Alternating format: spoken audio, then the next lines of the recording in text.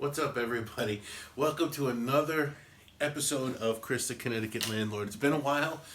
I've been busy, but I'm back, and I want to address some questions that have been building up from some of the subscribers, viewers.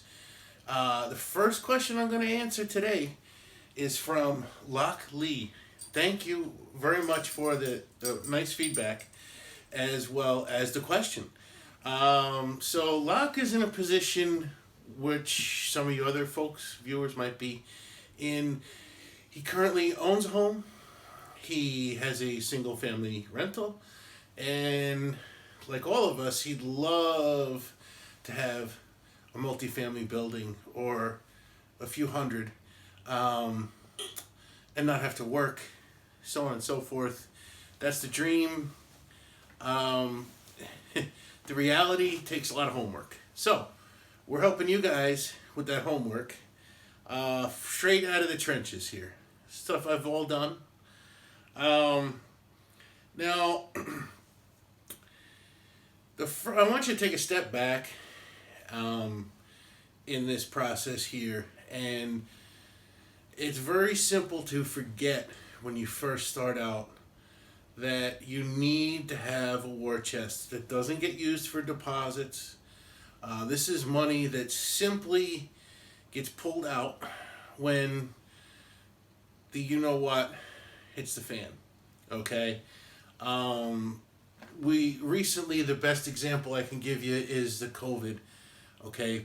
You've had a lot of people who have just up and done a 180 and decided I'm not going to pay my rent because you can't evict me. Other examples, roofs leak, boilers break, you got to provide heat, fridges, stoves, okay? So you need to have a war chest that doesn't get used for anything but emergencies. Prior to COVID, my biggest reason was not only boilers and etc., because things have to be addressed. Also, the post-eviction process, okay? And you need that cash on hand to get rid of somebody, get that unit renovated, and get it re-rented the very next month. This is your business. It's got to keep moving and producing money for you. So I've stressed the war chest enough.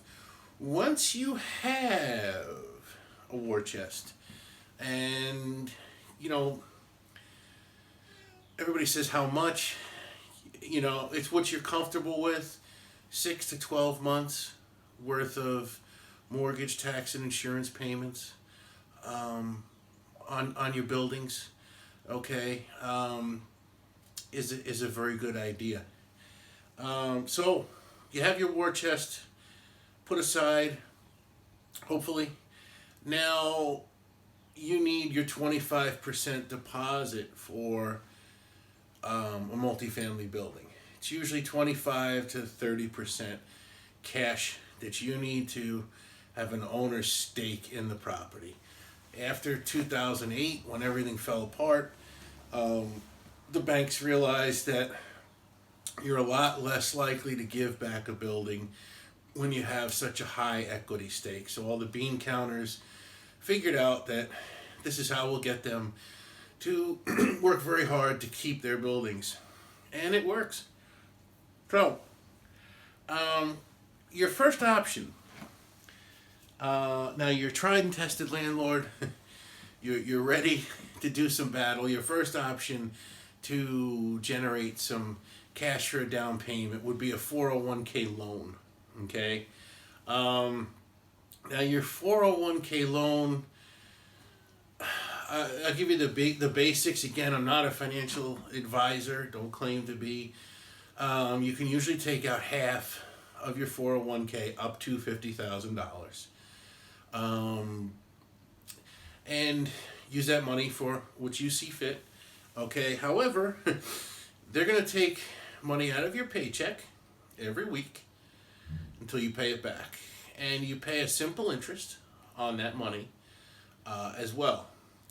Now that does come out post-tax to any contribution. All right. It's got its advantages and its disadvantages. All right. Locke, I believe you asked how to get my first building. This is actually how I got my second building. Okay. The key to using the 401k loan, and I guess we can start doing some writing on the board here. The key to using your 401k loan is to make sure that your repayment terms don't outweigh the cash flow from the building. So if you're purchasing, let's say, building A, okay? And let's see here. Hopefully you guys can see all this. You got building A, all right, and the price is $250,000. Okay. Now,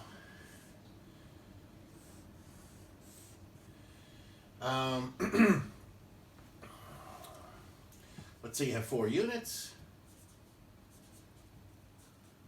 4 units is nice because you can still get a residential loan, longer repayment terms, usually a lower interest rate. You usually have to put down about that 20 to 25%. So 4 units.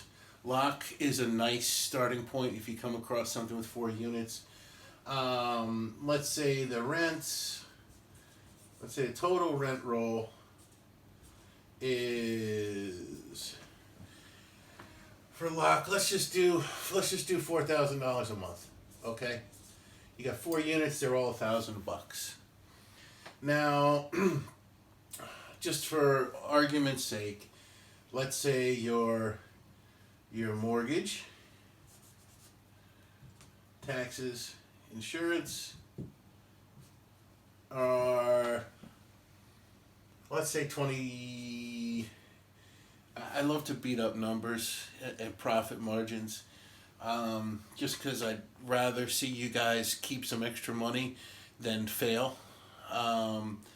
So let's say you're paying $2,600 out for your mortgage, your taxes, and insurance, and you got water and landscaping and etc.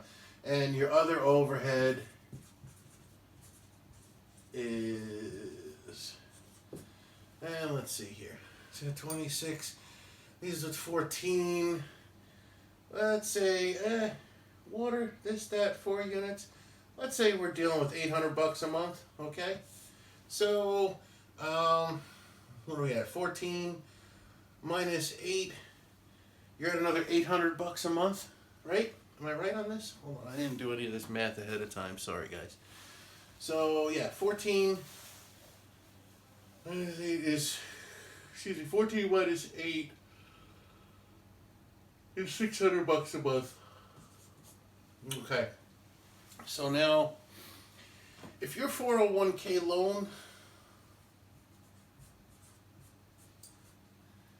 loan terms are that you pay your your 401k loan back at, let's say, $300 a month. Okay, but you're making $600 a month, plus if things don't go wrong in here, maybe some of that's yours too. Okay. Well, obviously, yeah, sure. Start getting some equity. Is the building in good shape? Does it need anything? That's a lot. It's a big part of it. Do your inspection. Okay. Make sure it's in good shape. It's not what you make; it's what you keep. You know, if your cash flow before all of your true expenses is very close. So if your true expenses, let's say you're dumping $1,200 back into that building every month, and your cash flow is only 14, you're going to be very, very frustrated very quick. You're doing a lot of work for $200 every month. You could be doing anything else, right? So, 401k loan, as long as it doesn't eat up all your cash flow and you've put in plenty of overhead, God bless you. Move ye forth and go get a building, start getting some equity and some appreciation. Now, let's move forward to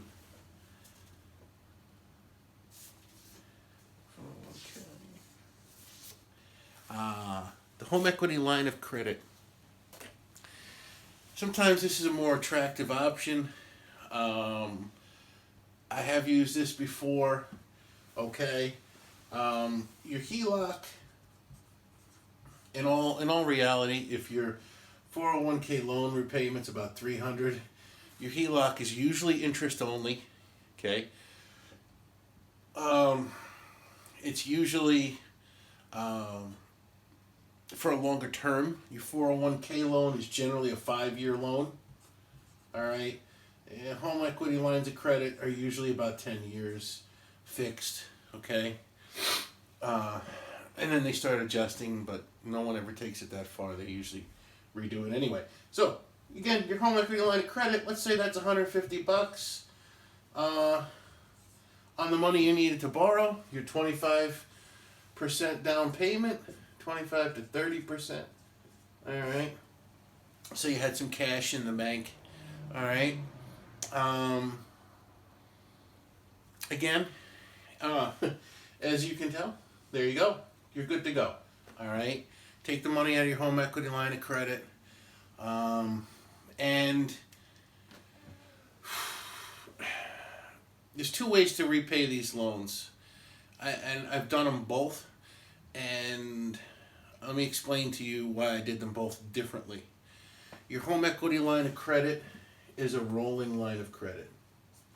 Okay, so if you owe them, for argument's sake, $40,000, okay, and that your home equity line is maxed out,